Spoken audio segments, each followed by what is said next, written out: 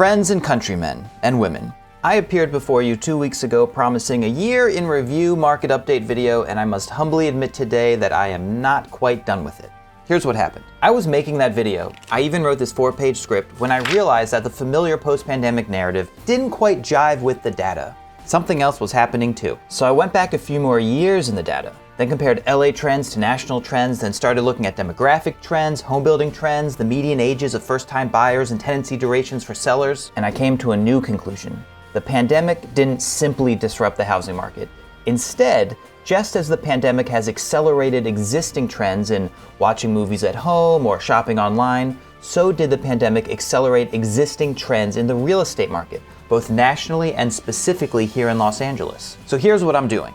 Today, we have a normal market update looking over the last 2 weeks of MLS data. And the numbers are really interesting, so stay tuned. Next week, I'll release part 1 of my year in review market update, which is really a 6.5 years in review market update. Part 1 is going to look at market trends nationally so that we can get a macro view of what's going on and where we're heading. Then 2 weeks from now, I'll drop part 2 of my years in review market update, which will look at how these same trends are playing out in the LA market. We'll also have July's numbers by then, so the discussion will be as current as possible. And now on to our regularly scheduled market update. I'm Jon Schwartz, a house hacker, investor, and realtor in Los Angeles, California, and you're watching House Hack Los Angeles, a channel about winning in the Los Angeles real estate market. This is my bi-weekly market update for August 3rd, 2021. By the way, if you can hear the spin cycle on my washing machine, that's on me.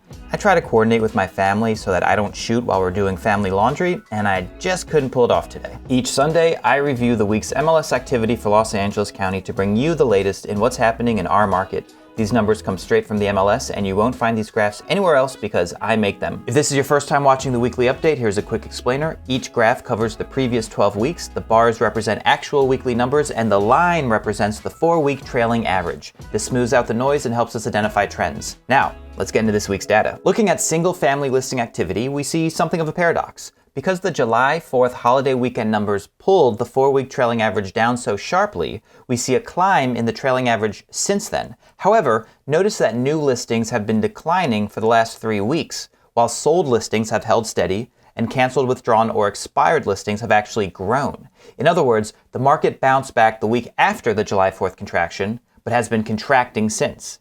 I think we're beginning to see the fall inventory slowdown get an early start this year. That's not great news. But looking at single-family sales indicators, we see signs of relief. Average price per square foot dropped about $45 this week, pulling the 4-week trailing average down to $764. Also, median days on market has grown for 2 weeks straight, from a low of 10.25 to the current 10.75. So for the moment, we're no longer in record-breaking territory for pricing and days on market. We're in the midst of a reprieve as buyers have been pushed to their limit.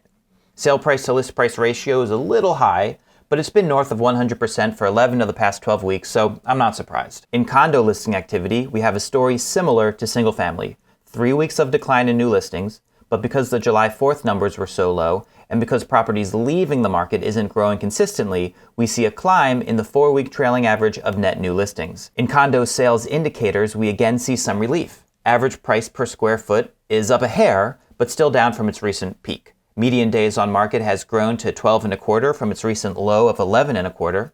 However, the consistent climb in sale price to list price ratio does have me worried. Condos offer a lot of value compared to single-family homes, and with home prices as high as they are, it makes sense that the condo market will attract more buyers and produce higher pricing. I think elevated price appreciation in the condo market is a new and long-term trend in the Los Angeles market. And even though pricing is higher than a year ago, I still think condos are a good buy. In residential multifamily listing activity, and remember we're talking about 2 to 4 unit buildings here, listings are up from where they were 3 months ago. In sales indicators, we see an unusually high median days on market this week, but everything else is within the normal bands. And lastly, looking at LA County Vacancies as reported on Apartments.com, we have another week of declines. This week saw 35,685 vacancies, pulling the 4-week trailing average down to 36,982. The number of vacant apartments in Los Angeles has been steadily dropping all year, which is great news to landlords and house hackers. And keep in mind, LA County has a population of 10 million people living in 3.5 million housing units. This according to the U.S. Census Bureau's 2019 American Community Survey. The numbers I'm pulling off Apartments.com aren't exhaustive or scientific, but when only 35,000 out of a possible 3.5 million units are listed on apartments.com. That's great. In next week's video, I'm dissecting the national housing market in the context of the pandemic and long-term trends to answer the question, where are we heading? And the week after that, I'm taking that framework and applying it to the LA market to figure out what's going on right here at home. Also, don't miss out on your free copy of my house hack calculator, which you can get through the top video there. See you next week.